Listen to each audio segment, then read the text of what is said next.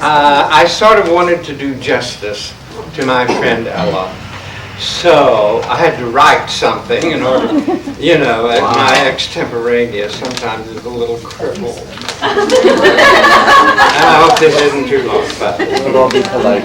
Anyway, in 1947, in a time far less sophisticated than now, two young people in their late teens spent an enchanted summer in the Berkshire Mountains of Massachusetts at a place called Jacob's Pillow Dance Festival, which was a school of dance as well as a festival of performances. There were two sources of the magic of that summer. One was dance itself, in an intoxicating concentration of performances and study that was completely seductive for the two rubes from Virginia and Texas. The other, even deeper and more powerful force, was the presence of a teacher by the name of Margaret Krask, a woman who less than a year earlier had returned to the West after spending 7 years in India with a spiritual teacher called Meher Baba. Ella summoned the courage to speak with her on the subject of this Indian mystery in New York before I did. But in actual fact, Two Lives with Baba began that summer, and thus far has spanned 55 years and is concurrent with the length of our friendship. There are few, if any, people I admire as much as I do Ella, not only for the tenacity of her devotion to Baba in the face of very formidable adversities, but for the strength and dignity of her character. Just one, for instance, is the fact that she received her doctorate in clinical psychology in her very late 60s, having begun its pursuit after having produced a family of 4 wonderful children. Wow.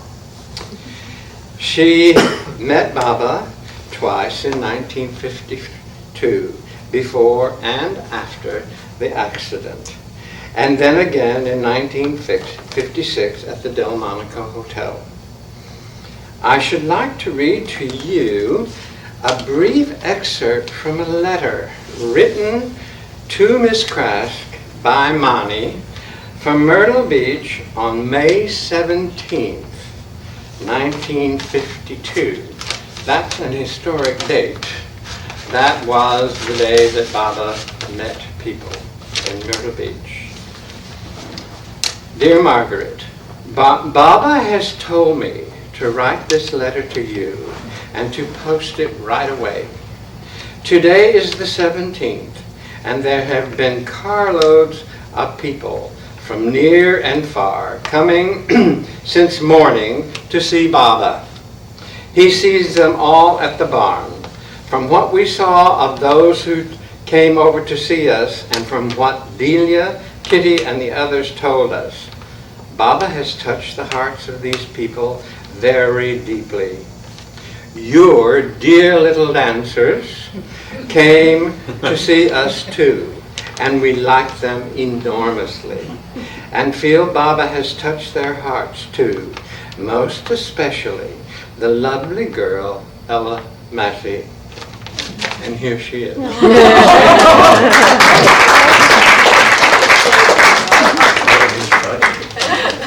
Thank you, Tex. You're welcome, Ella. That was wonderful. Thank you. I hope to do justice to such an wonderful introduction. It's true. And it's so hard to know where to begin, because I think we all begin on our path. And we all have a path which leads us eventually to the same goodness it leads us to where he is and who he is. But it's a very hard path, I think, that's shot through with such beauty that it's hard to even imagine. And I always think, too, that we only know or experience or have seen hardly the beginning of it, of what it means. And so I'll quite simply tell you my story, because Miss Prask was very good with us. She never suggested that we try to be too intellectual or too smart. In fact, she never did. I can remember once when I had the incredible privilege of being able to go visit her after class. And I wanted to impress her. We all wanted to impress Miss Prask. And I had begun to read, which I didn't really understand, St. Thomas Aquinas. And so I went one day, and I just shudder when I think of it. You know, this crass 19-year-old telling Miss Prask about St. Thomas. And she was just totally, my dear, she said, you don't have to come to Baba through intellectualization of the mind. You come to Baba through loving him and through experience. And if I might use your story text, wasn't it that you asked her for something to read? Oh, yes. And then after she said there was no need to do that, and then later on she gave you the $70. Years later. And what would she say, Ducky, this should do you for a lifetime? Yes, that little book, it doesn't exist anymore. It was just a little bit bigger than a postage stamp. And it had 7 pages in it, one reality on each page.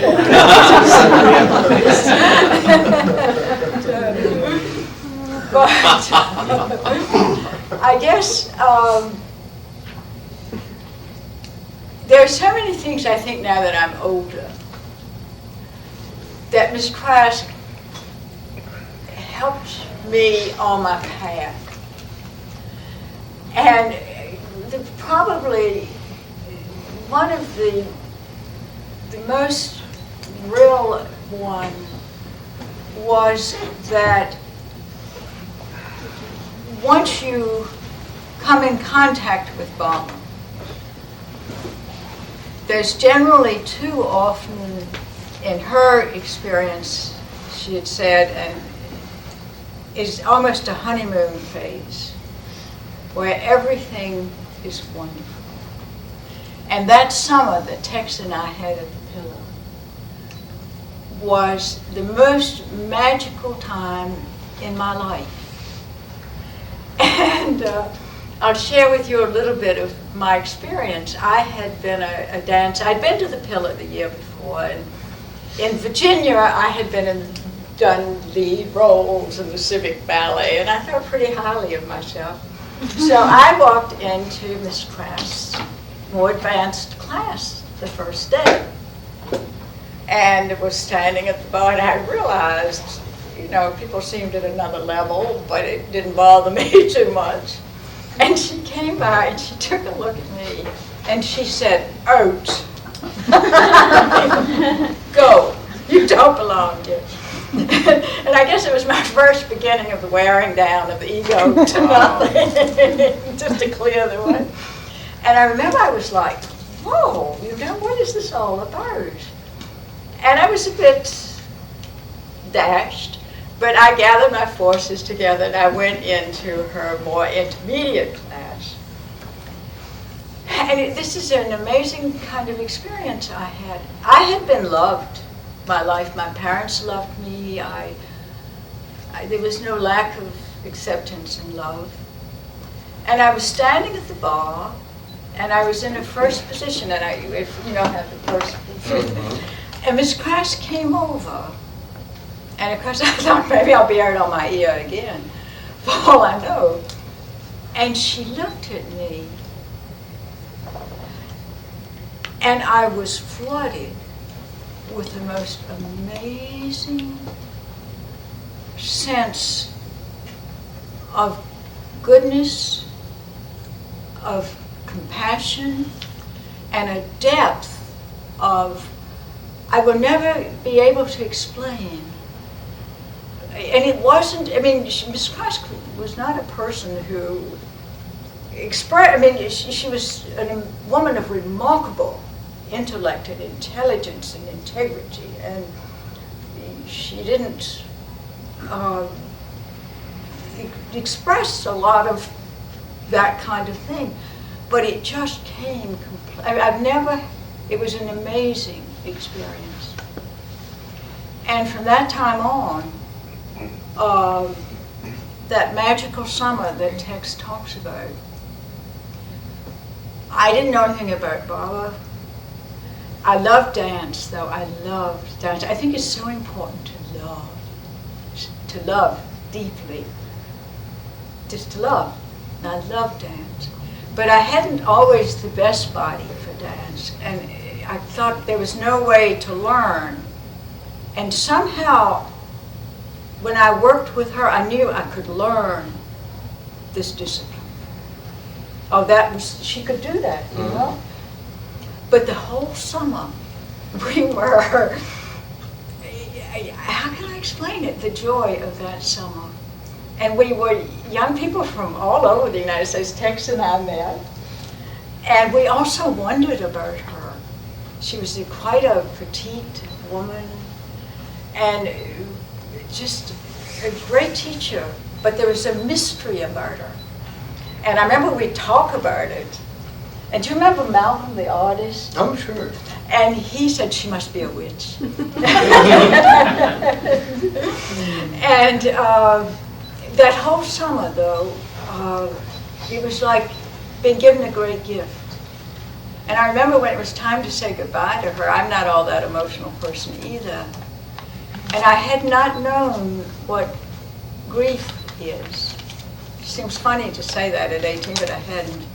And when I went to see her to say goodbye, and I boldly went and knocked on her cottage door, and I remember just weeping, just somehow,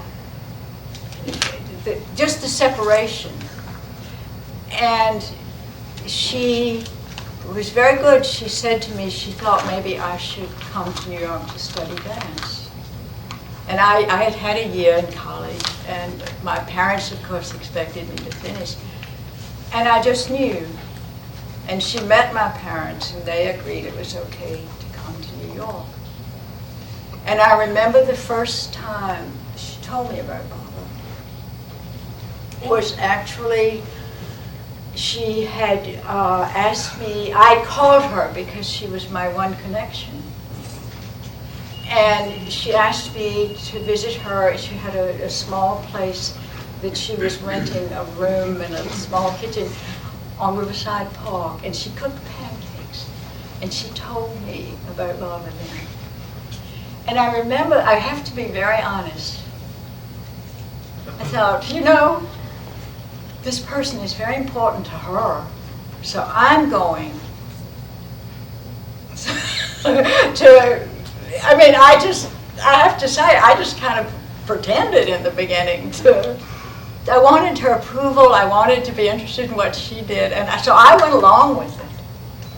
And remember Tex later on when we met her on the street? Oh, yeah.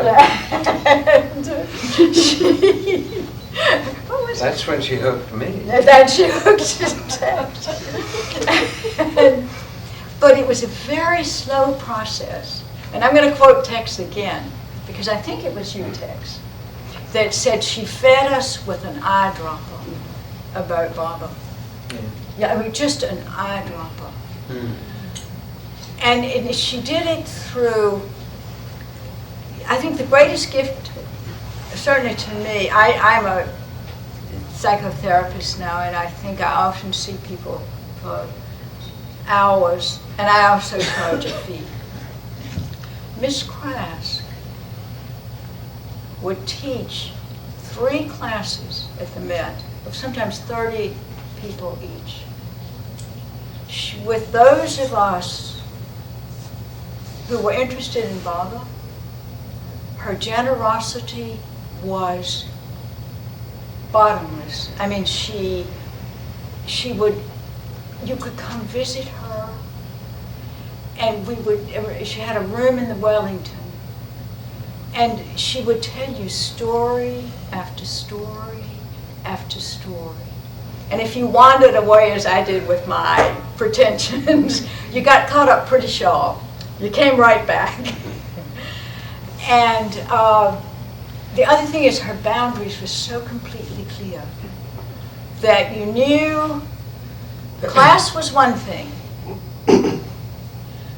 dance was one thing, and soon you began to know that Baba was her center, and that you needed,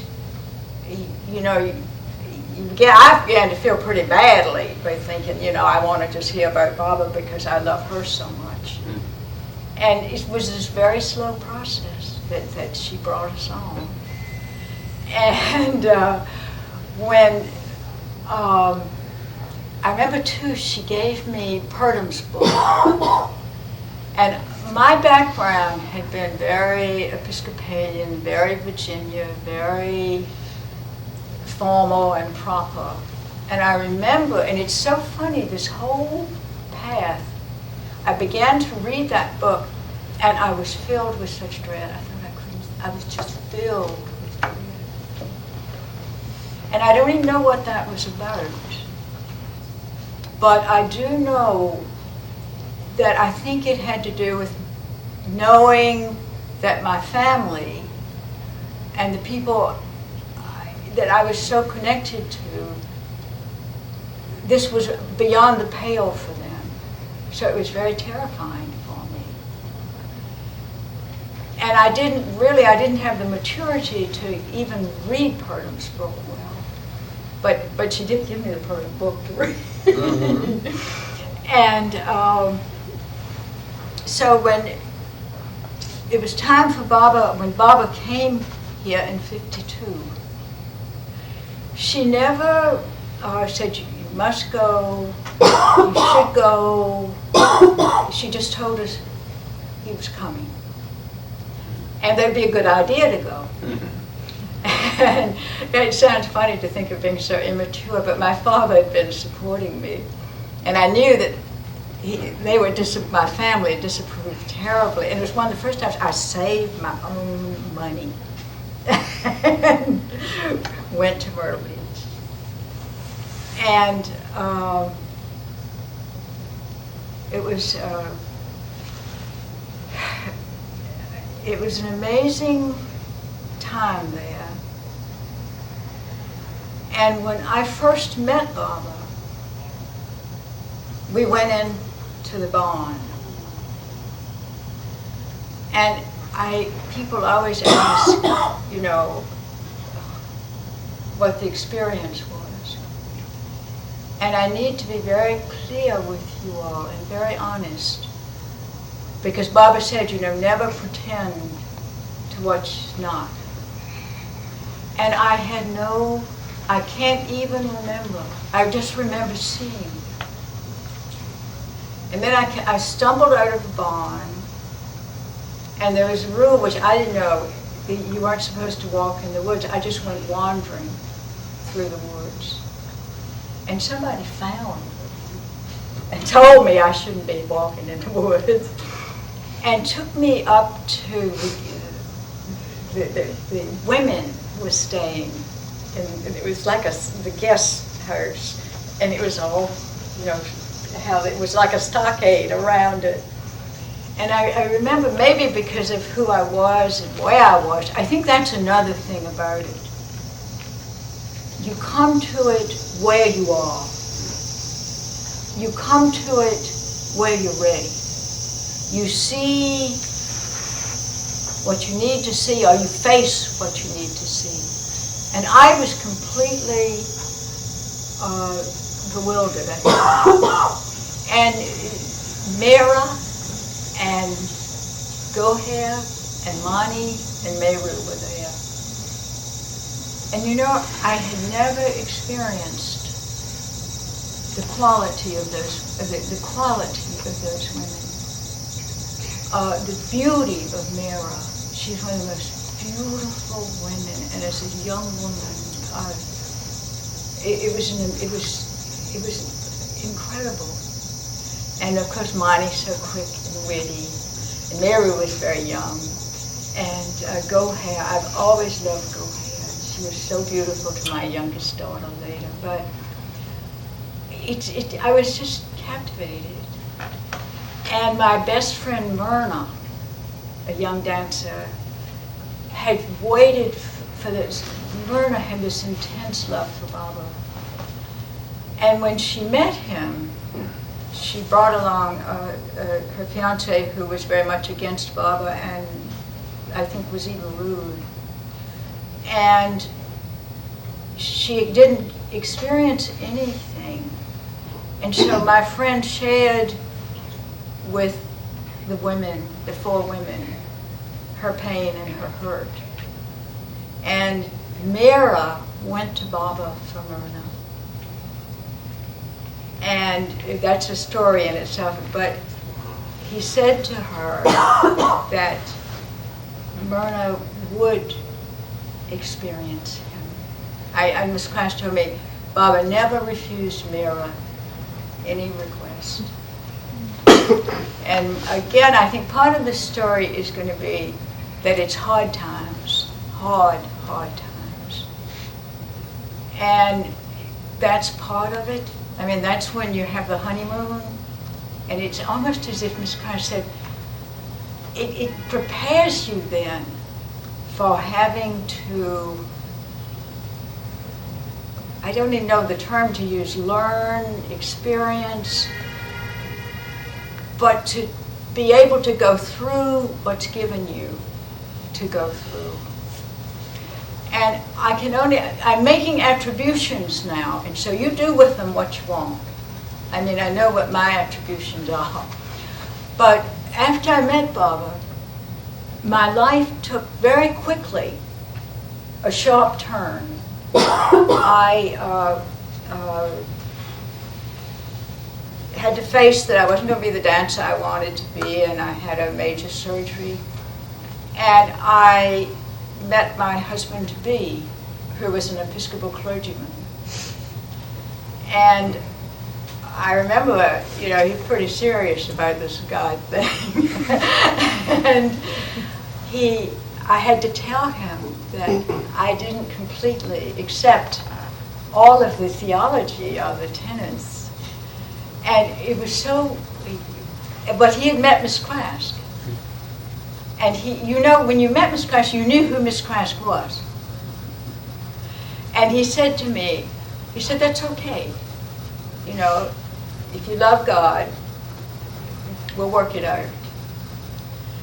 And so, again, we had hard times. We worked in poverty in the inner city, and we had 4 children.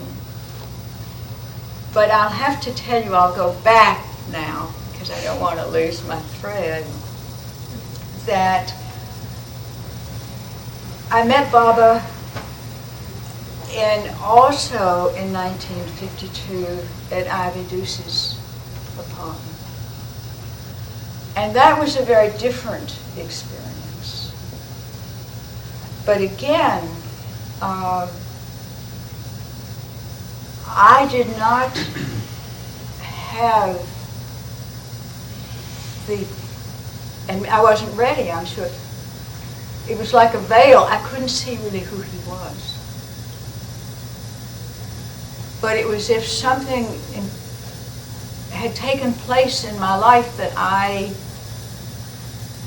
just couldn't really grasp, but I knew I wanted to be part of this. And Miss Krask during this time was very wonderful to me because I shared with her, and she said, you know, it's all right. You are where you are, and you just need to try to keep Baba in your heart. And it just seems such a quiet and wonderful thing to say. And then when Baba came in 1956, I was working with my husband in the inner city. And it was hard work and amazing experiences we had there, but we also had much love there. And Miss Krask would come up. I had a school, and just her presence. And in 56,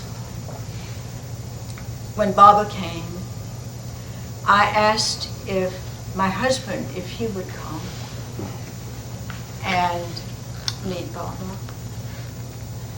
And also he was at the Delmonico, and you could come up and just stay, just sort of hang out for about 5 or 6 days there. How many days was it? I don't even remember. But it was, and I would just go up there, and at that time I was expecting my first child. And I was very, very close to having this baby. And I'll just briefly talk about my experience that time with Baba and then my husband's experience. I went in and I sat by Baba, and I was literally, if you've ever read Rex Stout or Nero Wolfe, you know how Nero Wolfe laces his scissors the way I was. And you know what he did? It was the quickest movement I've ever seen. He flicked his hand right on my belly, and I was like, you know, it was such an interesting thing. And so but again, you know, and I came out, and Miss Krask had either been there and she said, this is good. All right. And I'm telling you these things because they are, I think, very important. When my child was born, I had a very terrible time, hours and hours and hours and hours and hours and hours in labor. And it was so funny. Peter was there, and at one point things got rough, and I couldn't find him anywhere. And I looked for him, and I looked, he was down on his knees praying. But after Wyatt was finally delivered, I experienced, and I know it was transcendent. It was an ecstasy of joy that I didn't know that could exist in the world. It was the most beautiful gift of this. You know, it was transcendent. It was just, you couldn't believe the joy of it. And so that was, I think probably, you see, there's never an ending, there's never a beginning. It's always a moving. And Peter, of course, had met Baba too just before Wyatt's birth. And his experience was a very different one. He came in his clericals. Have you ever seen the Episcopal priest? You know, the black, white collar and all black. And he was a very formal man. And he was doing this for this kind of white wife of his. And he went in to meet Baba. And unfortunately, that was sort of the beginning of a lot of sort of emotional, sort of flower child-like things. And people came up to him and they pinned things on him and and of course it just put him way off. But when he went in to meet Baba, Baba was sitting and Ernst was standing on this side. Peter described it to me, I was not there. And Adi was on this side, and they were big. And Baba was sitting, and they were standing with their arms crossed. And they were, I think, all in black and white. And he said, It reminded him of the mafioso. It really did. So we had a pretty, for about 3 or 4 years there, Peter and my friend Myrna's husband too they were Peter not so much against Baba, but he just nothing. And actually my friend Myrna's husband was very much so, but Miss Crash said that, sometimes a negative, actually a powerful negative attraction is also sometimes a meditation on Baba. But life went on, and then it was very hard for me in 1958 because my dancer friends all went to Burpees. And yours truly was looking like Nero Wolfe again with the second child, and I couldn't go. And I remember I was so sad, and I missed them. And Miss Christ, actually, she was the most practical of women. And she taught us to be practical. I was not a practical person. And in fact, I didn't begin to get practical. I didn't even know what life was about until after I met Baba. And then Baba really led me through some rough paths. But that time, I remember I was very sad, and Alex had just been born. And one day I was feeling so low, and I put on Marian Anderson's He's Got the Whole Wide World in His Hands, which Baba has liked too.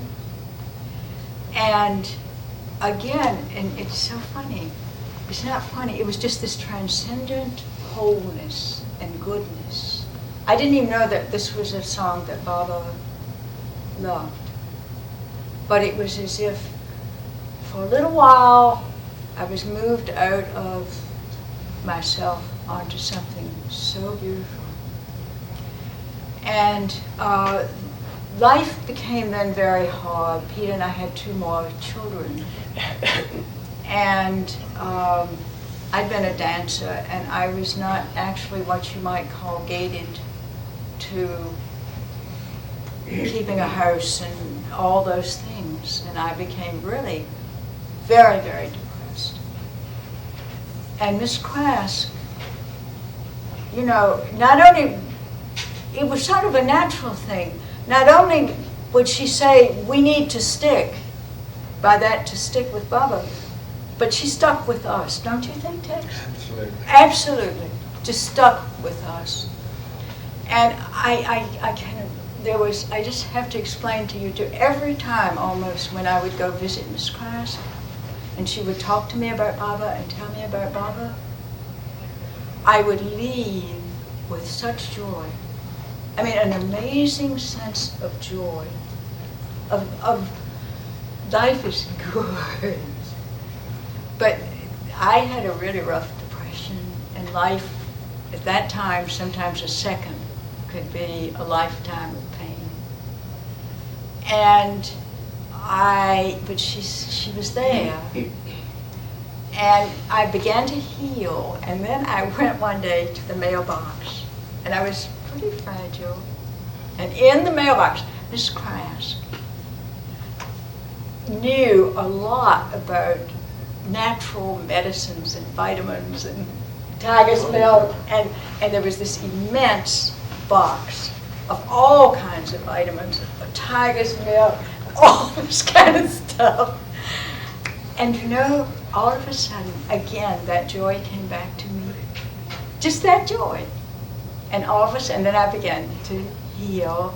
And the other thing that she was always so clear with me about is that whatever you're given, you do it. And the other thing that I think I didn't understand it in the beginning, and only now as a very old woman, I'm beginning that these rough things that come to you is a grinding down of your ego. I was reading the discourses the other day, I forgot what it was, and that of all the things, it is the ego that keeps a veil between you and what is. And I believe Barbara said in this that it is the most difficult of all. And I think that's what a lot of my life for about 10 or 15 years was, just a grinding down again and again and again. But there would be, again, she would come visit us in our home, and she'd bring the children all these natural candies. But always I could talk with her, and always it was like you knew you weren't going to get off the hook. You wanted to get off the hook, but you knew the path, but for whatever the reason, and I attribute it to meeting Barbara, had to be trod. You had to do it.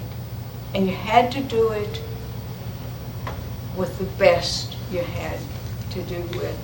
That was in dance, don't you know? You were never, and there was no force. There was nothing to do with force or coercion or anything of that. It was like dealing with what reality was. And her presence, I had no education. We had 4 children, and clergy don't make much money, and we were struggling. So I had to go back to get education, and I was going to a school. I don't think I'd have gotten into school except that she wrote me a recommendation. But I would be very tired raising 4 children, and I was finishing my undergraduate degree then, and things, my husband and I were going through some rough times. And she came and she spent a day one day out at Mayapack with us. And the next day it was a Sarah Lawrence out on the lawn. And it was just her very presence of being there the day before.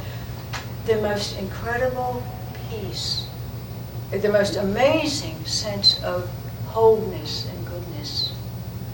And I remember sitting there thinking, what is happening? But I know that that's what it came from. And I had to go on and get more education. When Tex knew me first, I was very vague. I couldn't remember appointments. Remember we went to the movies, I forgot my shoes, I walked out front. Nothing mattered in the world, I mean, no sense, no more sense, no sense. And it was like time, I would be brought back again and again, and she was always there. And the other thing that I knew, and we all knew, was she wanted, it was Baba she talked to. She never, although I was drawn by my great love for her, it was Baba that she was the goal. You know, she made that so clear. You couldn't help, you just knew that was so clear. And I won't make this too much longer. After some pretty unbelievably hard times, she was always there. She was a mentor. And my husband, Peter, one day said to me, and again, I think this is an amazing thing. He loved her, but Miss Krask never pushed Barbara. Miss Krask never, in my whole time, never, ever tried to make anybody interested in Barbara. Oh, I think if you were interested, good, she would share it. And she was so careful too with people, because by that Peter's back was pretty much up about about Barbara and what it meant. And very slowly, he'd ask her a few questions. And again, she knew with each individual, how to respond. One day he came to me, and we'd been married about 25 years then, And he said, I wish to talk to Miss Crash by myself. And that's when he began to be like Baba. And it was slow again. All of this is so slow, but it's also so, in my view, what it's, I mean, it's what, how, it's a coming towards reality. And so he talked to her, and then we went to India together. And after we went to India, I'd been there several times before. I went with Peter. And Peter could be a very stern man, and he could be very, we all can be very difficult. And I was very frightened, and we went up to the hill, to the Samadhi, and I was really thought, oh, you know, he's not going to like this. And when you love a person, you want them to love what you love. Oh, experience what you experience. And he was very quiet. And at the end, I looked at him, and I knew he seemed neutral. And he said to me, you didn't tell me they have a liturgy here.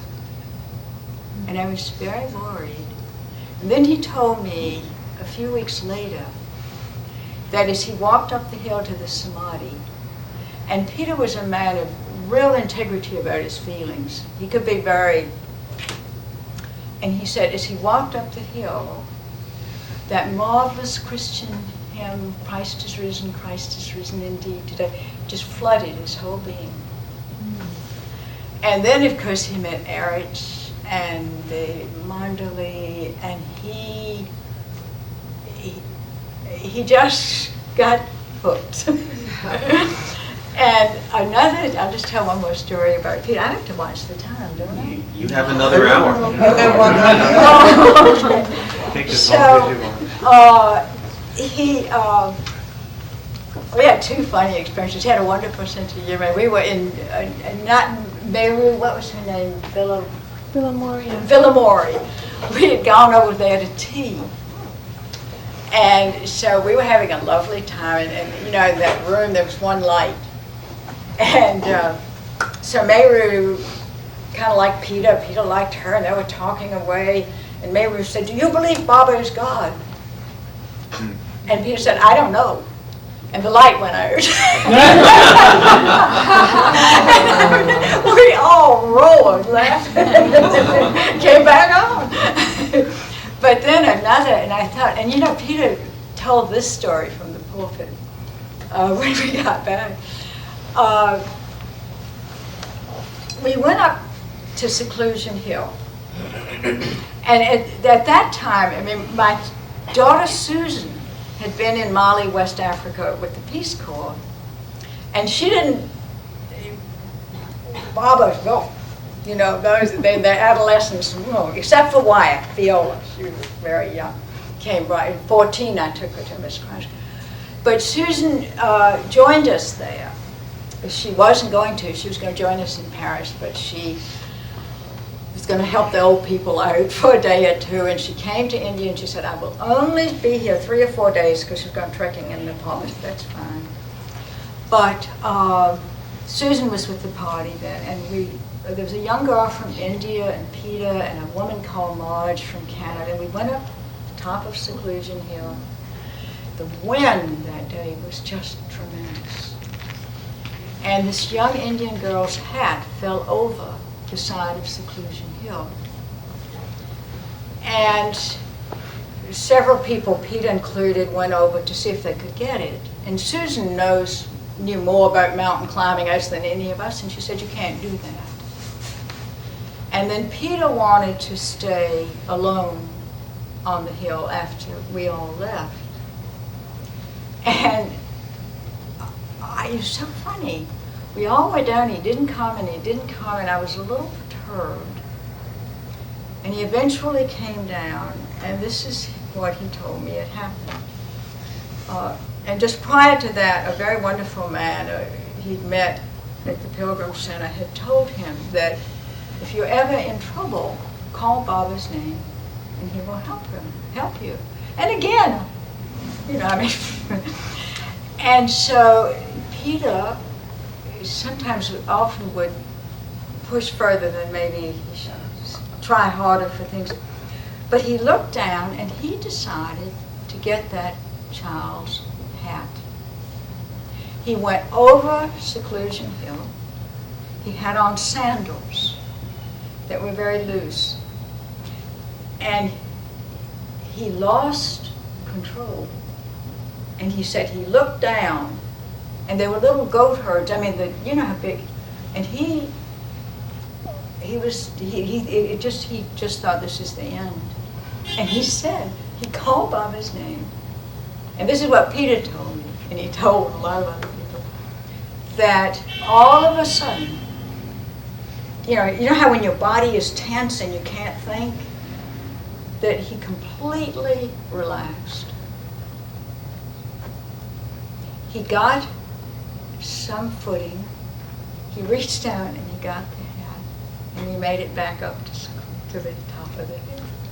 And that for Peter was quite an experience. And I think it's just such a wonderful story, but I like it. And so anyway, then we came back, and it was very good for me that Peter had such a happy time. And then by that time, two of the children, my daughter Wyatt, who's viola to you all, had had a very turbulent adolescence. And I took her to this class when she was 14.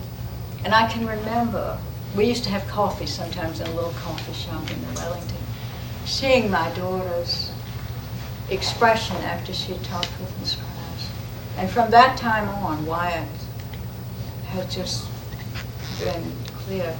And then Alexandra, a few years later, went to India. And she's a woman of the world. She's been, an anchor woman and this and that. And we silly people. And she, the term she uses, which I don't think is a very elegant term, but she uses it, she said she got zapped when she was there. And she just went and wept for almost the whole time she was there. So anyway, let's see what more I can do. You didn't finish telling about Susan. Oh, Susan. Thank you. Susan, as I say, had announced, well, I'll tell you 2 or 3 things happened. Sometimes I feel like, I've never been left off the hook. If you have children, one of the most important things is for you to be a good mother. I mean, a responsible, loving, good mother. And when you have 4 in about 7 or 8 years, it's hard to do all of that. But I am sometimes very vague. So when Susan had said she would come join us in India, I guess I've always been so confident of being in India. She was coming from Africa. I said, what you do is you fly to Bombay and you take the train to Ahmednagar, and some of us will meet you. So, the day she was due, I sort of went up to the trust. I said, when does the train come from Bombay? And somebody said, 4 trains come. I was like, what? And so that day, I went to the first train, no Susan. Then Pat at the trust, they sent a taxi to each no Susan. And sometimes with Baba, all your failures just come piling in on you. And I thought, Susan was in her early 20s. All I did was, I had almost the first time when I went to India, because once you go on the train, they stop speaking any English after a certain, and you never know when to get off. I thought, this child of mine, who knows where she is in India? Who knows what's happened to her?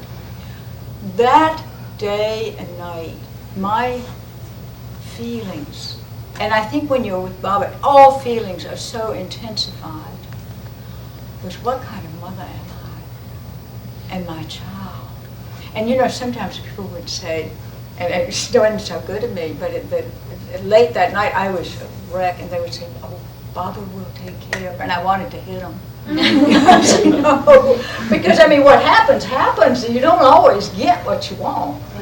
And I could have really just hit them. And the next morning, no Susan. And by noon, I could not bear the anxiety. I could not stand it.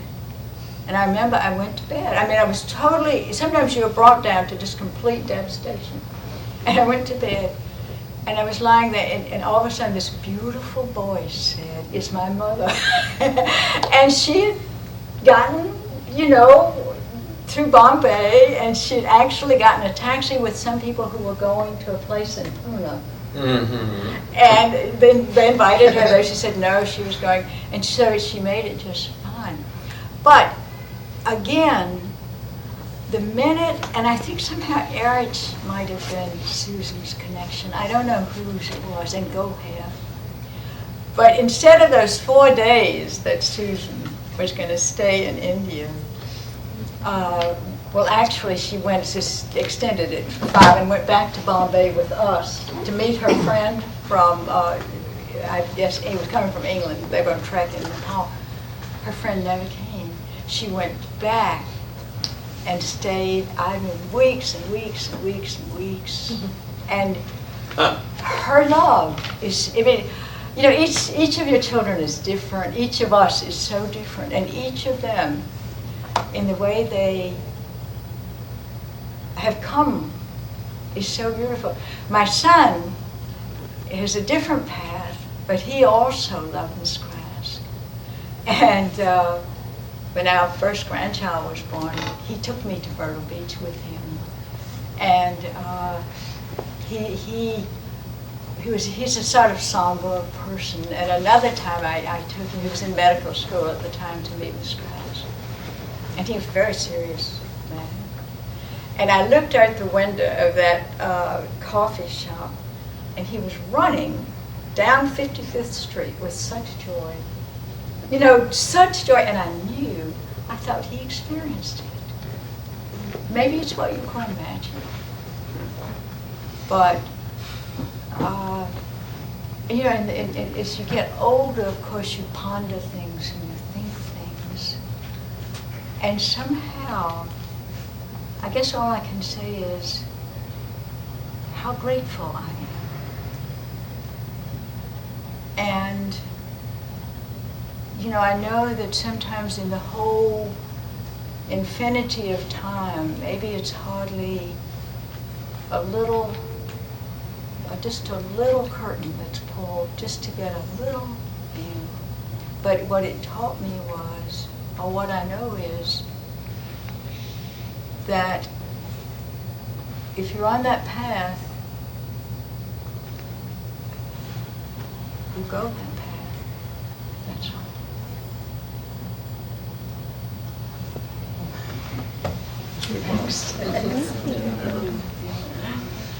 Questions? No, whoever have questions, no hesitate to ask them to Tex or to Ella, because it's Tex also very dear guest of ours. We have no chance to see him so often, so we have time until 10 o'clock. Thank you. We often rub up against people who have studied with Miss Crask. But I, for one, don't think that I ever met her, or if I did, because I've been around the Baba community since the early 60s, but I didn't know who I was meeting if I did meet her. And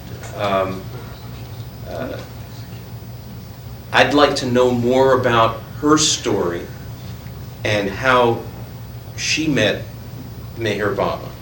Is there something that you could tell us about that?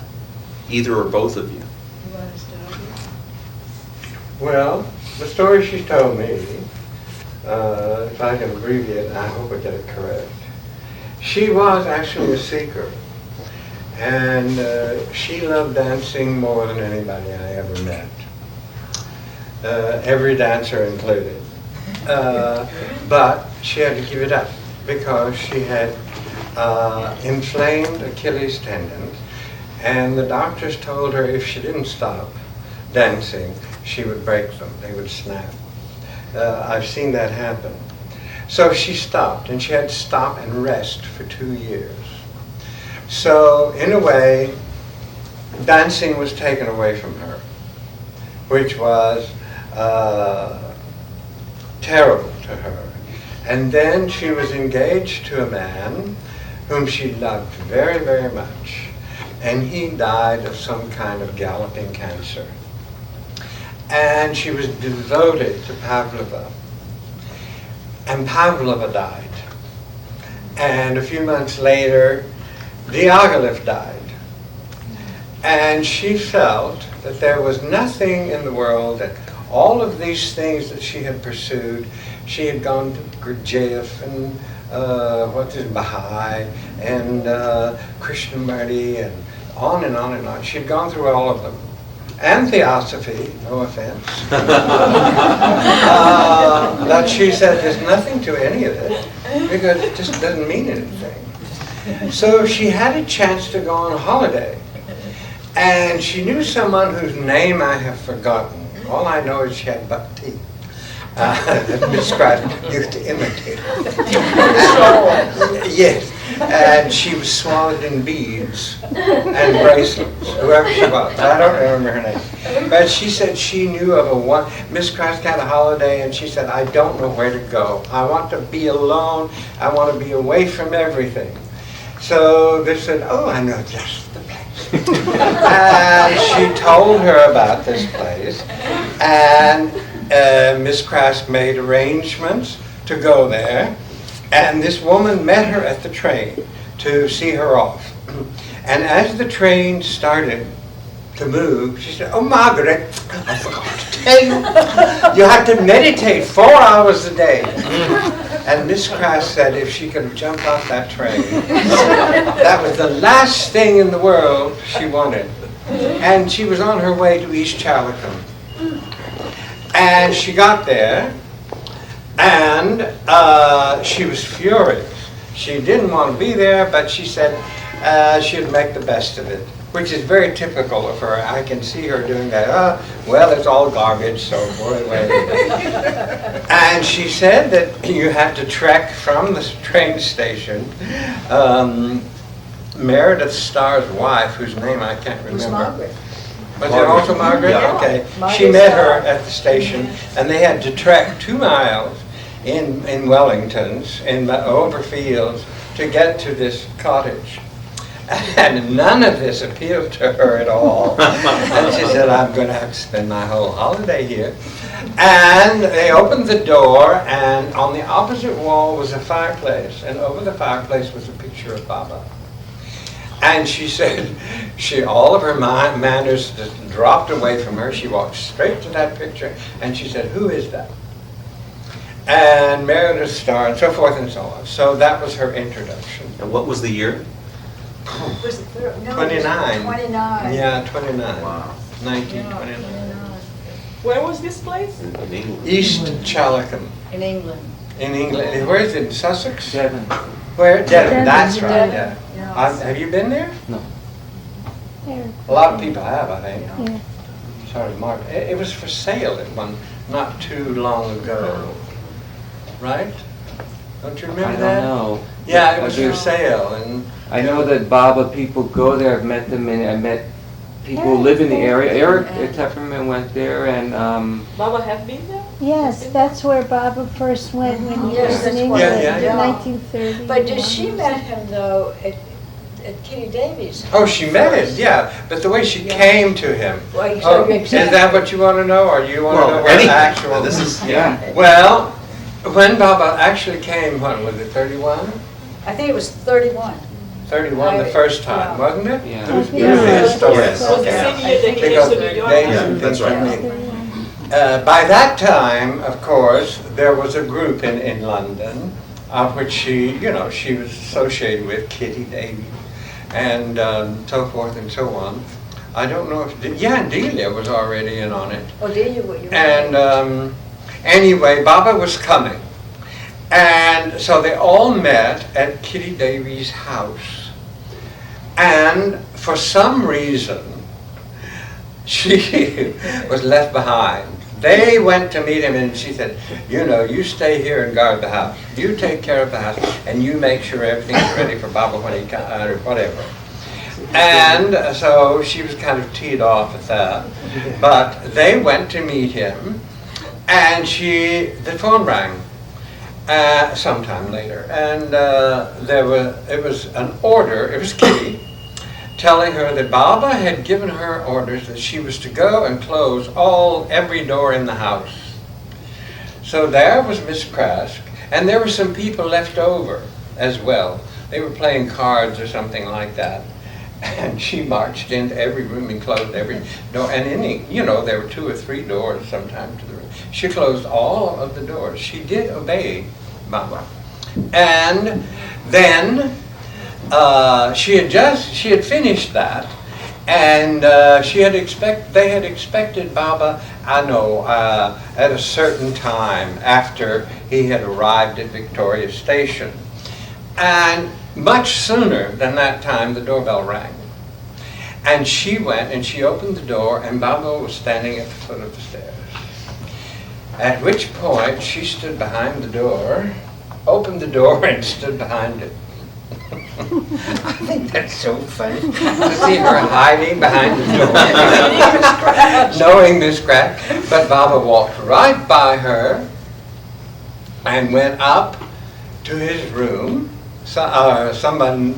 And somehow the parties had become separated.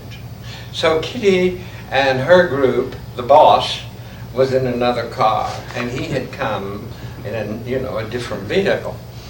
But someone showed him to his room, and very soon after that, he called for Miss Krask to come up. And she went up. And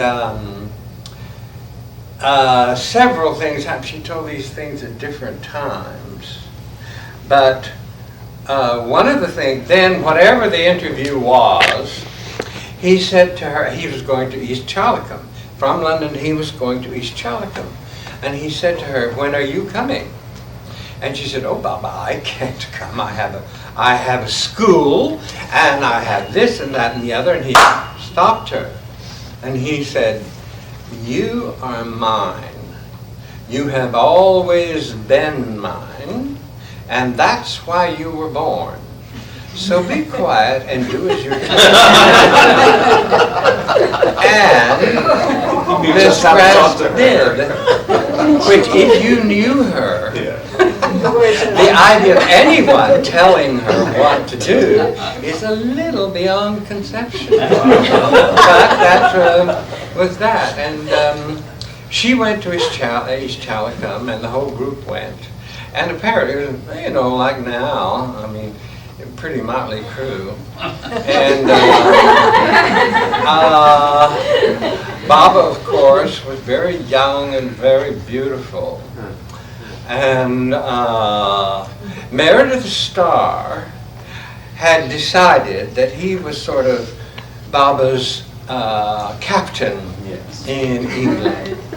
And he told people what to do and this and that. And one of the things was that they had to meditate.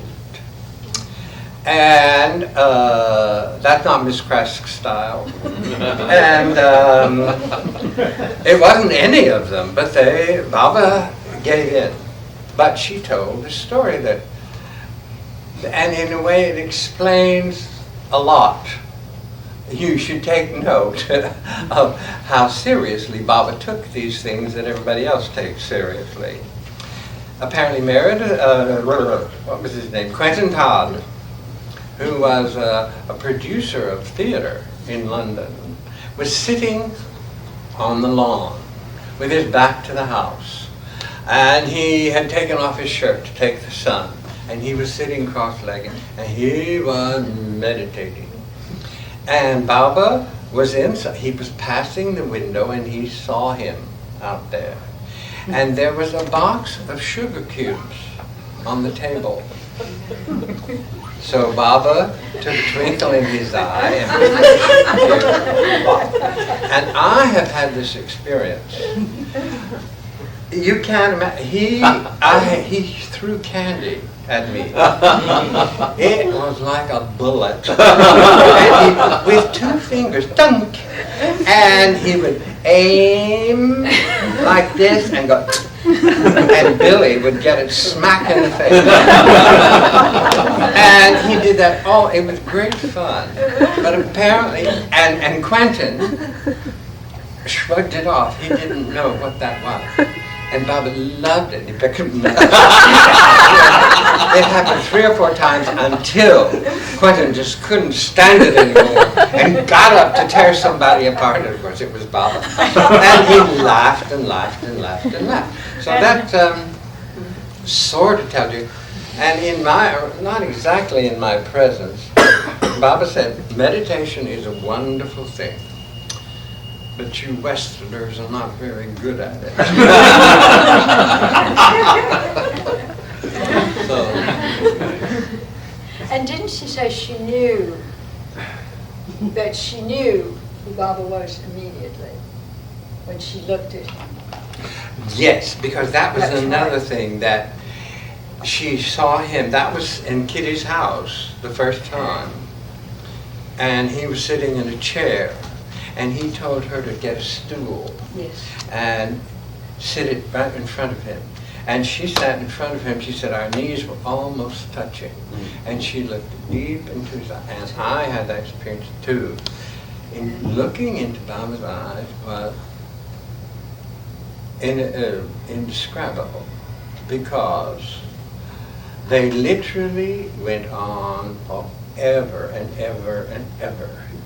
You know, if I know anything about infinity, which I don't, that's the closest. Baba's eyes were infinite. And she said that she sat and looked at him, which to me, the courage or the chutzpah or whatever. And she asked whoever it was at that time, it wasn't Erich, Ghani. Chanji. Chanji, Yeah. yeah. She asked Chanji, she said, does he mind my looking at him? And Chanji said, ask him. Anyway, she said that Baba allowed her to sit there and look at him. And that's when she decided that he was exactly, well, how did she put it? The embodiment of love and compassion. And from, you know, it was so funny when she was in her 90s. I was able, sometimes I would ask more daring questions than Well, by I that did. time it'd been 4 to 5 years, right? I did, that's right. And I remember I said to her in this class, and she was going through a hard time then too, a lot of pain, old age isn't fun. And I said, have you ever questioned Baba or doubted? She looked at me as if I never. And it was true. I mean, it was as clear as never. Absolutely. Absolutely, it was just there. She said there's never been a moment's doubt. No. It was just. And there was something really and truly wonderful when she said that. Anybody who could say that with that sort of conviction, Total conviction. but without trying to persuade or convince, No. she just stated an absolute. There has never been a moment's doubt. And never alone. And you, I mean, it was just so. It was just so. Do you know, I was wondering, because it's something that I believe so, that actually, when she came here, that Baba sent her as a link. And I think the story she told of, just to hear her tell the stories of what it was like to be in India, and she was not a great fan of India itself. It was hard for her. and the discipline was hard. It was complete obedience. And had been given a cat, a very fine cat. Oh, Geshe. Yes, to take care of. And Geshe would not, what would he not? No, it was this very, very wealthy woman had Right. given Baba this cat Cat. in a palace that Right. this cat had been in ever since she was born. That was it. And wouldn't leave. And she lived in this palace. And Baba gave the cat and the palace To to Miss Scratch. And he said, You have to normalize this this cat. cat. And she did. Sounds hard. And then. It took her a long time. That meant to train the cat? She had to tease it out of the, she said that she felt how terrible she had starved the cat in order to put food outside the cage so that she would come out very tentative and then she would run back in. And it, tedious. And finally, when she got her to come out of the cage inside, then she had to take the cage outside into the field and start the whole thing over again to get that cat to come out. Do you want to tell the end of it, or you want? Let's tell it together. What happened? Oh, we're going to tell it together. But I would Some like kind of to tell this telepathy. part. It's just fascinating. It was, they were up there in the upper room up there, and it was pouring rain. There was great storm, and it was either June 5th or 6th. I think it was the first time he came up was... What day was the actual invasion? The invasion, I think, was, correct me if I'm wrong, I think the invasion was the 6th. June It was 16th. planned June, Okay, then and it it was was June. planned for the 5th. Right. So he came up June 5th. And That it was at night. At night. It was a torrent, like rain, the way she described it. And he said to her, throw the cat out. Put the cat out. Put the cat out. He didn't say throw. Put the cat out. You got confused with what she did. That's right. And she obeyed him. No. Well, wait a minute, let me finish. Her pattern was to obey him Oh, okay. completely. Oh, okay. But she said, oh, Baba. She had, her heart went out to this cat. And so he didn't insist. Because she said, she's only come out and it's raining. And what's going to happen to her and this and that and the other. So he gave in. So he gave in. Now you tell the story. All right, so the next one, he comes up. And she said, well, I read it just recently too, that she had never known Baba's power. That's the second time. The second time, that's right. But you haven't said that. Oh, This is the next the day. next day. She said it. Did I say it? I don't know. Anyway, What she did? Well, I was tuned to another station. The next day he comes up and he said, she said she'd never known that kind of, I guess And that you have power. to tell that she argued with him again. Well, He said, put the cat out.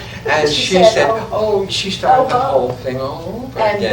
then she said he was immense, 12 feet tall. immense. And she said the power, that she'd never experienced that from him. And he said, throw.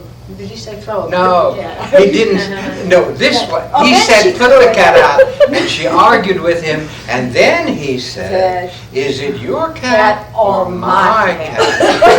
At which point she threw it out the She window. threw it out the window. And you know what that day was? Invasion. The Norman invasion.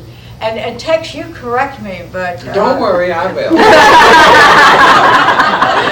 But years later, there was an anniversary about the Norman invasion. And Viola Faber was in France. And I think this story is correct. Well, I'd asked Viola about it, and she knew some of the French Free Forces of fighters at the time. And I read this too in a wonderful book about, the whole D-Day thing, that they had code words for the Free French to let them know when the invasion was going to begin. And they were very unusual words, and it was in this Cameron book, I think. But one of them, according to Viola, said that one of the code words was, the cat has been thrown out. Put out, I think. Well, put out. The cat has been put out. That's funny. But the thing was, that which got some of you who don't maybe know, it was that on the 5th, which was the Yeah. agreed date of the invasion, Yeah. there was terrible weather in the English Channel. And Eisenhower went to Churchill, That's right. who was the only authority above him, and said, it's too dangerous, it's bad, so forth and so on. And Churchill didn't want to do it, but he said, okay, tomorrow. And of course, tomorrow came and the weather was the same. It was the same. And Eisenhower went and pleaded again, and Churchill said, send them. Send them. And they So- did. But I mean, it's a wonderful story. Well, it's, as Miss Crest said, it's a remarkable coincidence. It's exactly, it's an amazing coincidence.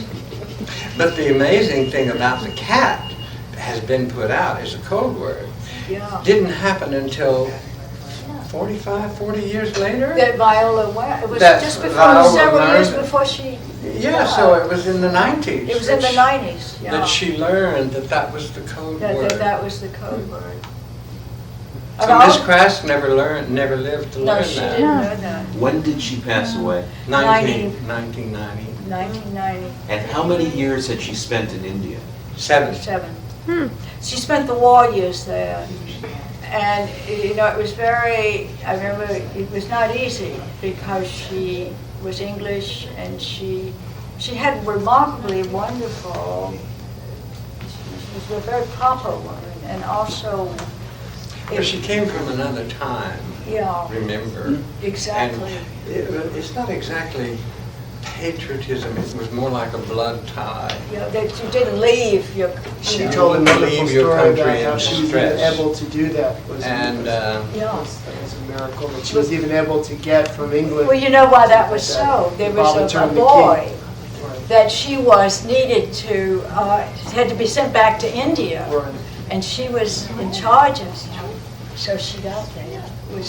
That's Yes, how because She met somebody who thought she was familiar and she chatted him Well, up. no, and she, said, she had. No, that was on her way back. Oh. That we, Well, well. No, she met this man, she had this boy. That's Okay, it, right. and she was using him as a tool, said, stay out of sight. Yeah. Because he was 12 years old and perfectly capable of getting to India by himself. So she said, go into a closet anyway, stay out of sight. And she would argue with one official after another, and then she found someone who was a ballettomane. She discovered by accident that he said, what was it? I don't First of know, all, she right. flirted with him. And the charm was unbelievable. And he was a ballettomane. And What is that? Loves someone ballet. devoted to ballet. Yeah. Who, like an opera buff. Right. Only it was ballet. And anyway, he gave her permission. She got permission because she charmed this man who, what chatting are you talking about on the way Well, no, back? oh, no, I thought she this- chatted him up. He either said that she was very familiar or she acted like he was the long lost friend or something. Oh, I remember, when Baba She told sent the her story. back, he said to her, you will go to America. This was right after the war. And so, you couldn't get out of India, most people. And so she went to Bombay, and day after day after day, she would go, and I think this is the story you were thinking about, to try to get passage, and she was always refused. And one day, finally, she went, and the clerk there came from her part of the country, I think. Mhm. And he made it possible for her to go to Well, he England. said, you go home and be ready to leave at a moment's notice. And so she did, she went home. And sure enough, he called her and he said, there's a troop ship Right. going back to England in half an hour, or something like that, and you have passage on it. And when she got there, you know, Bobby tried to go to America. Anthony Tudor, an Englishman, was then with ballet theater and asked her, she was ballet mistress of ballet theater, and came to this country. And then Naomi Westerfeld met her on the dock, didn't she? Yes. And in the Tex and I met her that summer, and it was like, oh, you know, it was, I believe firmly that she was a link of his. Why, there's no, I mean, there's Well, no she also question. tells the story, that if you want to know about her, she said there she was 7 years where you didn't brush your teeth without asking Baba permission. And the way she said that really painted a picture. The discipline was so severe. And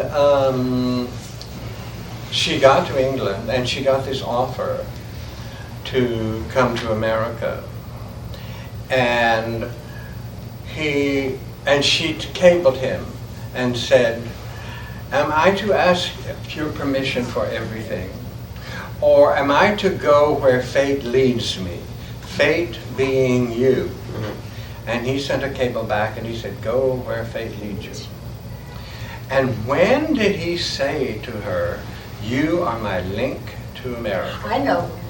I think. Okay. Okay. Because he did tell that. I do, and as I remember, and so if I remember her telling me, she, you know, Baba, I think, worked a lot of things out with everyone, but those women who were all put together up there on, you know, up on the Can you hill. imagine living up there in that hen house? The English, now Tex.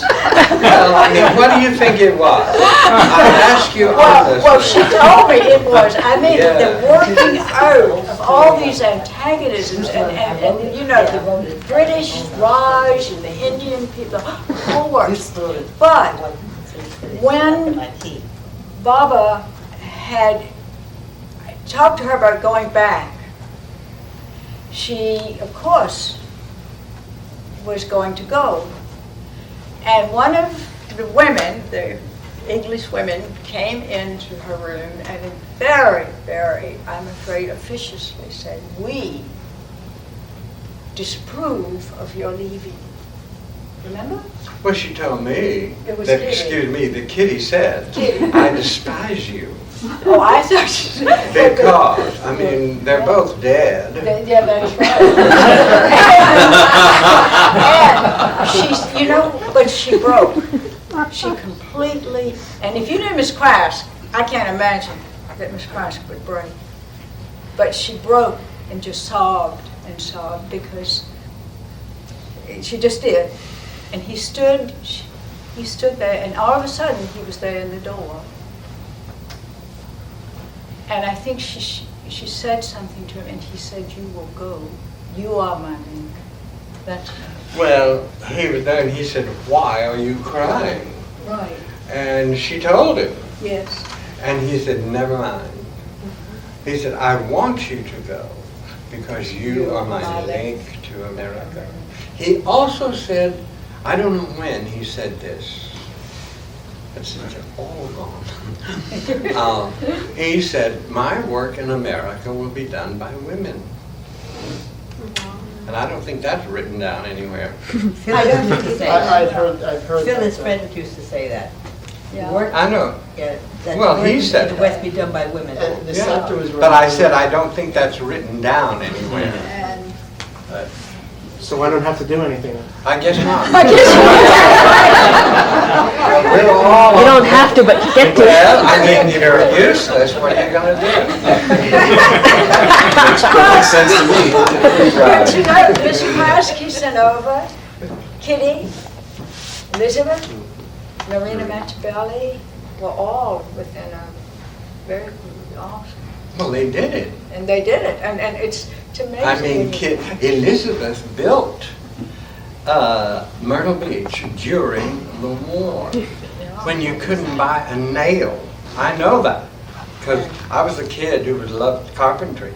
And you couldn't buy a nail at the hardware store, because everything was confiscated for the... And she built Myrtle Beach during the war. And how she did it, I don't know. And it was ready. And Miss Krask also said, oh, this she told, and this, if you can picture this, Miss Krask met Elizabeth at the docks when Elizabeth came back from one of her trips to India. Elizabeth came back. I asked Elizabeth, I said, how long were you in India? And she said, oh, I have no idea, because she kept going back and forth. She didn't live there all the time the way Miss Krask did. But anyway, Miss Krask met her. No, Elizabeth met Miss Krask. When she came. Yeah, along with Naomi. Yeah. I guess. Anyway, it had to be that way, because Miss Krask said, Baba told me to tell you, to say to you, Elizabeth is unique. At which point, both of these women, who were as strong as a patent tank, burst into tears at the docks in New York and sat on a bench and cried for half an hour.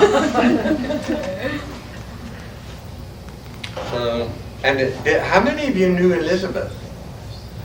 Pretty formidable. Strong woman. She had these icy blue eyes that, I mean, they were like an electric drill. They went right through you. I guess we should shut up. Yeah, I guess it's... You have another 50 You have 50 minutes. I have a quick question. Of all the dancers that have worked or have studied under Margaret Krask, Miss Krask, as you so eloquently put it, how many were directly affected and came to Baba, like the two of you and others? Good question. You just said there were three classes of 30. And it has to be speculative. Yes, I'm just curious. Because my personal opinion is that every single one. Okay. She never mentioned Baba's name in public. Never, never, never in class. But every single stupid student knew there was this guy in India named Meher Baba. Every single one of them. And you would ask them how they knew or where'd you, they'd had no idea where they were. And then of the ones who became close, well, not an awful lot. There weren't, I would say, there were within Usher, like, there was sort of we were the older group, and you and I, and then came... well, no, there were, and Zebra and Skipper. Skipper and Zebra. And Sora, Susan. And Susan. And Viola. And Viola Farber. I would say 15, easy. Not many more. But 15. about- And she had classes that had 50 people in it every day. And yet and some of them were very famous dancers. And they all knew about this guy. But they didn't know details. But I have a funny feeling. And even now, I know, I see Zach on the street occasionally. Oh, do you see Zach? Yeah. Oh. And he was a choreographer at the Met. And he was in ballet theater. And he attacks me to this day about her. See, That's how much she affected him. Well, she was very And he tall. did not. He said, she tried to bring me into the fold. And I said, and you couldn't find the gate.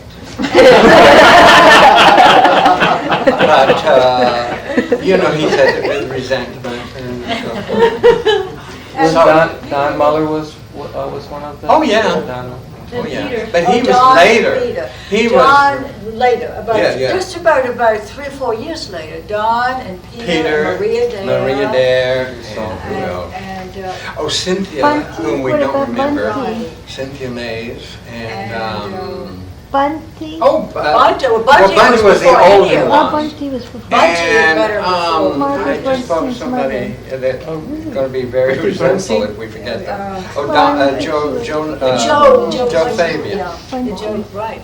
And who else? Bunty Bernstein's is Bobby Bernstein's mother? Margaret Bernstein's mother. Margaret Oh, Bernstein. Margaret. Wow. And you know, and the amazing thing to me was the discipline must have always been there, but she'd have a class of 30 children. Oh, yeah. And I want to tell you, I never saw her authority was complete. And it was never again forced. It was just there. It was recognized. And she had the most amazing perception too. You could be a child, or I remember a lot of times I was in the back room, and you would do something wrong. She'd just see you. Are you raising your hand to say we stop? No, you're not asking them to stop, are you? They saw you raise went your Oh, I hand. thought you did like. Stop. Yeah. Come on. Oh, You can talk 1 more hour. How long did Margaret teach? till she was 93. And when did she, so after she When she finished started that- teaching In 1920, the 19. about 27. Yeah. She rested 2 years, and then by the time she was ready to go back to dancing, she said, I will have to stop anyway in a few years. So I will, I'll just have to teach. I won't go back. And she had studied with Cicchetti, and you know, the great, Great master. great master teacher of the world. And he had a school in London, and he asked her to teach the people who came into his school and prepare them for him. He would teach, you know, this upper level class, and all the people who went through her were supposed to know the work. And let me tell you, You knew that work is what you call extensive. she is. And she did. Am I right, Tex? And this is, I don't know where I heard it, but I was told at some time that Cicchetti said of all of the people. I have that letter That she, that he wrote to her. that he wrote her, that she had the greatest grasp of his. No, he said, you are my only pupil who understand what I've been trying to teach. At what age did Miss Krasky pass away? She was 97. And she died, she went to Myrtle Beach in 90, she died in 90, when did she go to Myrtle Beach? But she taught way up, and when we would go down there to visit her, so you just, I don't know, every time I got a chance, I was down to see her. But she would sometimes suddenly have you, teach you on the porch. Did she Oh, ever yeah. do that to you? Melinda, didn't you come down? Yeah. And Miss Krasky I gave got her a my private butt lesson? mom checked. Huh? I would go down for a butt mall check.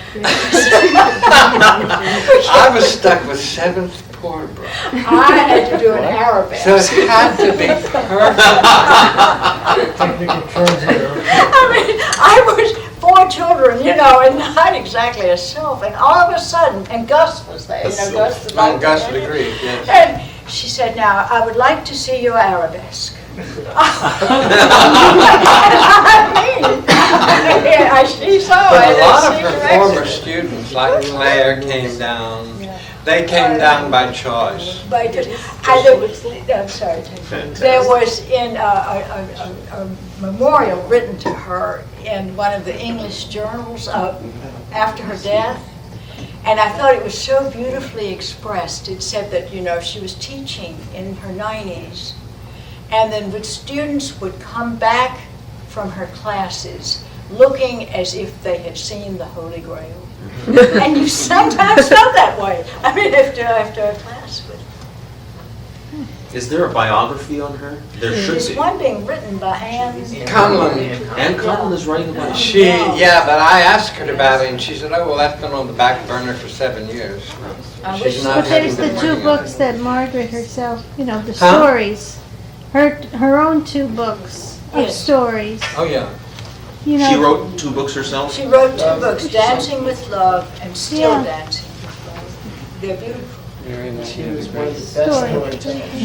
The Dance of Love, The Dance of Love? and then Still Dancing with Love. Thank you, that's right. Goodness, Ella, you're so misinformed. Oh. How did you ever get that degree? It's because I settled down for details. I see. Ella, Mark, I have one question. Margaret Krask never have doubt about Baba, do you? Good question. No. What do you know? In the Never? beginning, I As did. to who and what he is, not one single shred of doubt. In I the have be- doubts all over the place about me. But him, not a shred. Never? In the Never. beginning, I did. Okay. I did in the beginning, and Miss Price said to me, that's all right. It's okay. You go your own way. I would have loved the gift to have known like that, but Well, I didn't have doubts. The thing that I found so unpleasant was being, sort of a crippled Christian.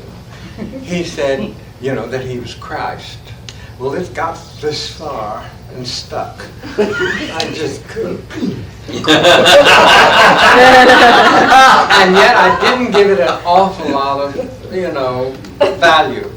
And in 1956, Baba called. We used to sit in the Delmonico in one room, and Baba sat in another room, and people would go in, like that. And then in the midst of all that, he sent for me. And I went in, and he was all, charm and sweet and everything like that. And he said, sit down. And he was sitting in his chair, and I sat on the floor next to him. And I watched him greet 2 or 3 people, which was quite an experience, let me tell you. It was like, very often it was like some sort of special effects in a movie. They were this, and suddenly there's something else, the faces. Oh my God. Really and truly, I'm not exaggerating. And, I thought it was wonderful, and I was just sitting there, and not thinking at all. And suddenly, he turned to me, and on me, with severity, and he said, do you know that I am Christ? And without hesitation, I said, yes, Baba. And so he said, go. And I got to the door, and I said, oh my God, what have I said? And just as quickly, I realized that was the truest answer I had ever given in my life. It came from me, not the head. Yeah. Not from knowledge, not for anything. He asked me, and I said, and that was the end of that. So it all went all the way down. And sat there. Ella, can you remember the time when you kind of crossed that threshold and truly believed with all your heart?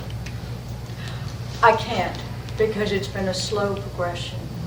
I've always wished that to be very honest with you, I would always have wanted that. But it's been a very slow. And each time, somehow, I come closer, I hope. I mean, I have to say I hope. But no, I don't have, I never had a time when I just knew. I have to qualify something that I said, because the thing is that I'm like Ella in that, at one point I was always startled and everything. People talk about Baba is God. Baba is God. Well, quite frankly, I have to admit, I have no more idea, concept of what God is than a bucket. I have no idea. What is? And when he talks about God in the beyond state, that's even better. Beyond. What is? I have no concept. But when Baba says that he is, I accept it without question, not knowing what it is. Yes. Because I do know the things I can understand. And the love that he gave me really is enough for 10 lifetimes. Not that I carry it around in my pocket and give it out. It's there. He absolutely drowned me in it. And once that happens to you, I mean, how can you doubt anything? I mean, it's just beyond my... But as to, people who say, and people have asked me, when did you realize that Baba was God? It's not like I never have. Yeah. Eric said something once that I've never forgotten. Someone, when we were in Mandalay Hall, asked Eric if Baba was God. And Eric said, how do I know I am not God? And I thought that was the deepest, most wonderful. Yeah, I got it.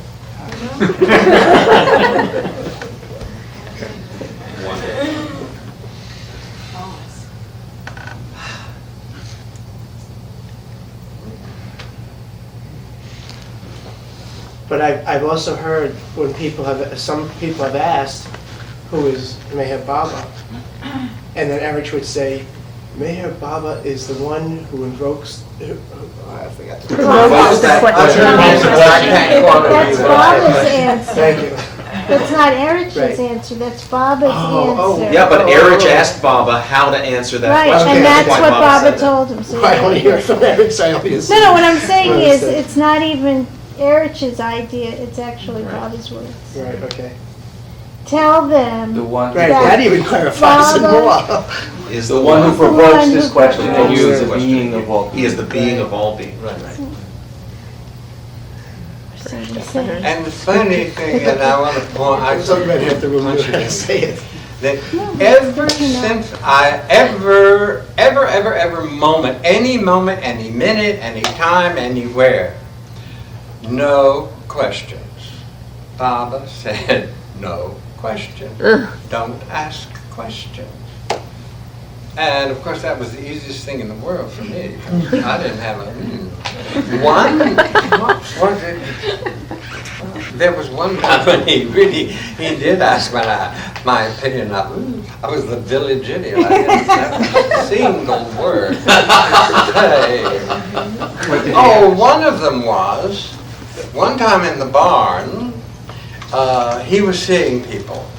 And it was in the afternoon, and Miss Krask was at the door. And she said, you're not to ask any questions. And I said, yes, Miss Krask. And I walked in, and Baba was all smiles, and he took my hands, and he started swinging. And he said, what do you want? And I said, nothing. Just like that. Oh, she said, you're not to ask for anything, and you're not to ask questions. And the first thing he said was, what do you want?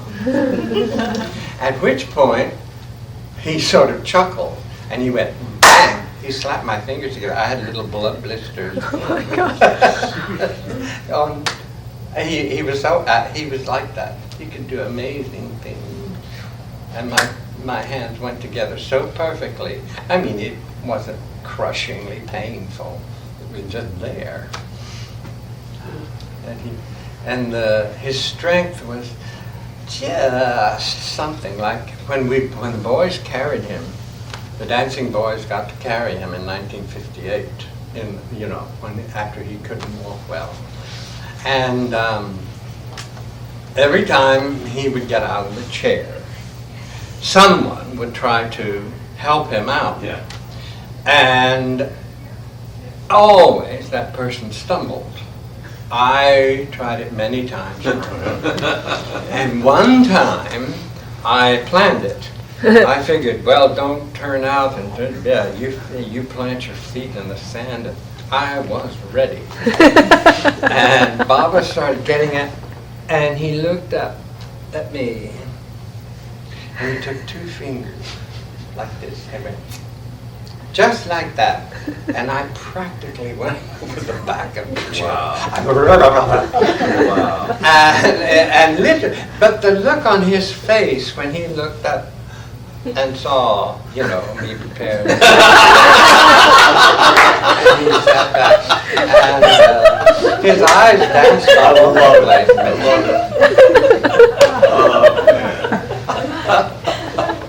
And that was what it was like with Baba. It was really marvelous with Baba.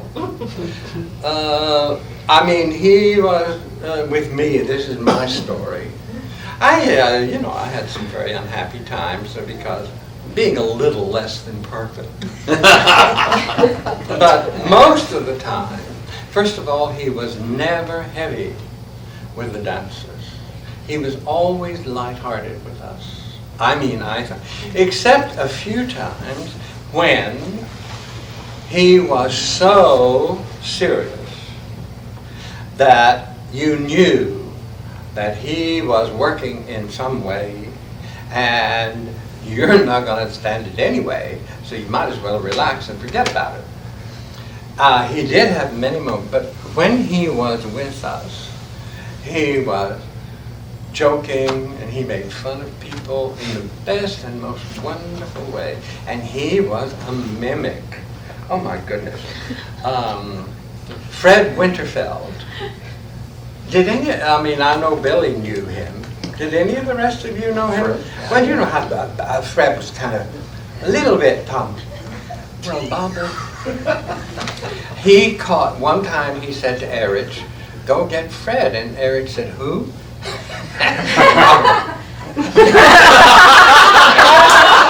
Eric folded over with laughter. It was so funny, but it was so loving. He never made fun of you in an awful way. It was just, but and being with Baba, and the dancers were really lucky because we laughed with him all the time, and to laugh with Baba, I have never known freedom than that was it. Laughing with Baba. There was no yesterday, there was no tomorrow, there's not even now. It was just Baba and us. And it was the most wonderful thing. I wish I could describe it, but I can't. Because, what? Baba seemed to love the dancers. He said so. What do you think, what do you think why he wants dancers in this world? Why?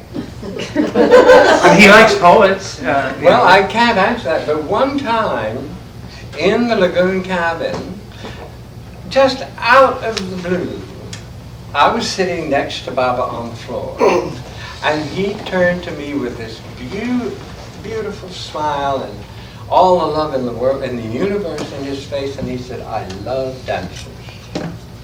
And I'm sure he loves singers and actors and everything else, but he happened to say dancers. So I don't know. Would you know what to say to that? Well, what comes to mind is he loved Miss Craft, and we were her dancers. Oh, he didn't say he loved me. No, I know that. Miss Craft and those kids. But do you think that's why he have dancers in the world, or why he loved dancers? They just happen to be there, so he loves them Huh? anyway. They just happen to be there, so he loves them anyway. Well, he loves everyone. Well, you see, that's it. He loves, so whatever is there, he loves. Well, I believe that, but he happened to say dancers. I just think Don't forget. and we were his dancers. Her dancer. You were his. No sale, I don't take that. But no, I don't know what it is. I can't answer it why he did, but he did.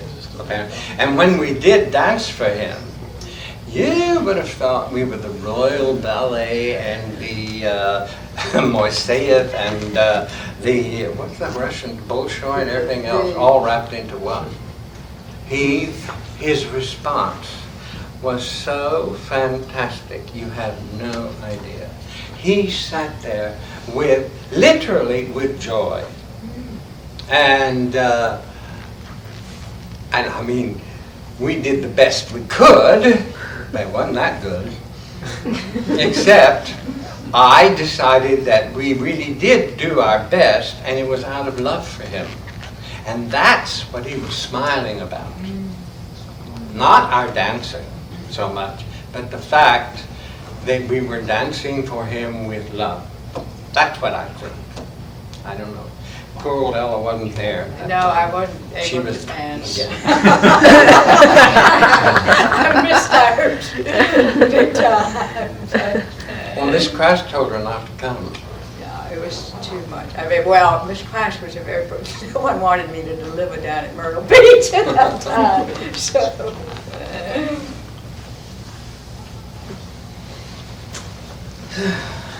Where were you kids born? My children? Yeah. 3 were born in New York Hospital, and my 4th was born in Westchester Hospital. Do you still live in Mayovac? Oh, no. Peter left the parish ministry in, I guess, the late 70s, and we ended up actually in Minnesota for 22 years. I just left. And, so. Are you back here now? Yes, I'm Wyatt and Alexandra, Viola and Alexandra are here in the city. My son and grandchildren and his wife are in Guilford, and my daughter Susan and her partner are in Vermont. So I will be, and Matt is here. Oh, Matt. So, I will be living in Guilford, I think. Connecticut. Connecticut, yeah. So you'll have a practice there? I expect to establish a practice. Wonderful. Wait, it's a little scary, but I hope to be there. Exit 58. At 59, Goose Lane. I have to come and see it. Come see me, I love it. So you're a psychotherapist, so we all need help. Especially the psychotherapist. So we all come to you. Let's rearrange the furniture. Now, you mentioned Sarah Lawrence. You went there to study undergrad? Yes, I left college to come to dance with Miss Crash. And, and so after we had 4 children, things like education for 4 children was a lot. And so I went back there to do my undergraduate work. I probably would not academically have been accepted, but Miss Crash wrote me an evaluation. And so I attribute anyway that to doing so. What did you study there?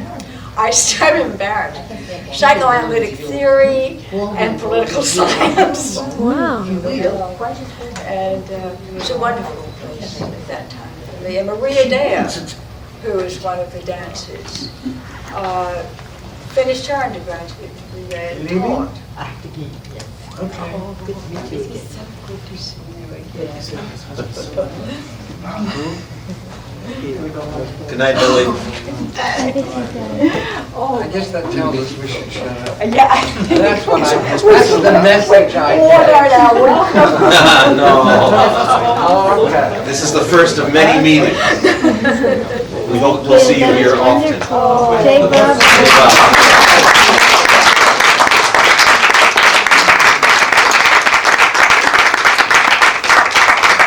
Now let's see that arabesque.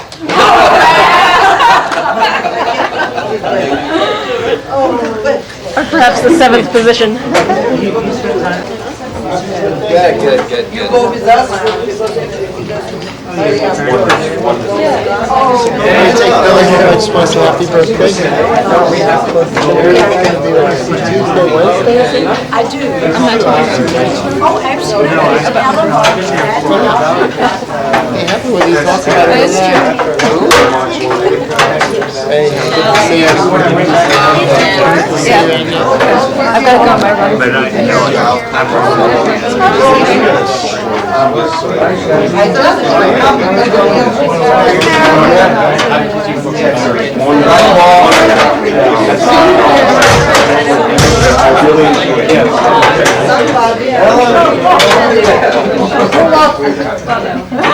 How are you? You have a great Did you get my email? Of course you know.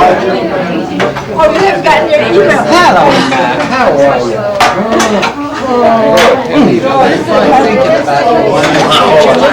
That was great. Yeah, huge. What's that flag? Oh, I know, Jack.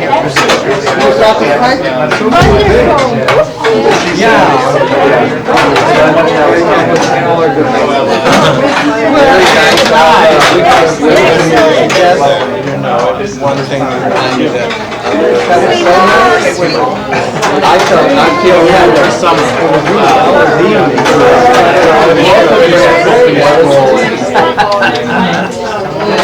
Hey, did I ever tell you my No. No. She never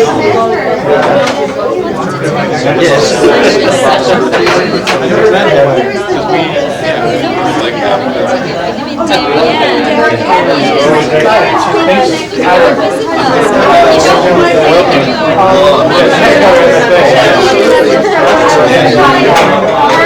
She's trying to, get enough paintings together. Next year. Got her studio in Dumbo. Like being she needed to be, at first she was going to try to work out.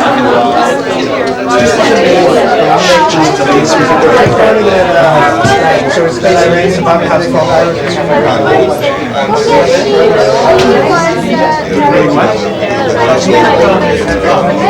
Oh, well, I